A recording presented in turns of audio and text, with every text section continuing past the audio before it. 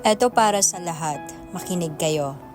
Anong punto ng buhay nyo kung sa sarili nyo ay hindi kayo totoo? Kumbaga, meron kayong gustong gawin, pero takot kayo. Ayaw nyong mag-take risk, 'di ba?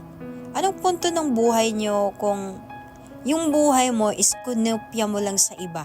Kumbaga parang sunod-sunuran ka lang. Kung anong meron siya, malamang gusto mo rin yung gawin. 'Di ba? Dapat meron kang sariling desisyon sa buhay.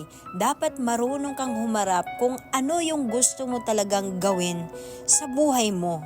Okay? So doon malalaman mo talaga kung ano talaga yung use or ano talaga yung pinaka reason kung bakit ka nabubuhay sa mundo.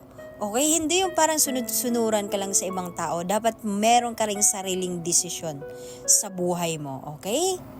Dahil tandaan nyo, useless yung buhay nyo kung kayo mismo hindi nagpapakatotoo sa sarili nyo. Tandaan nyo yan.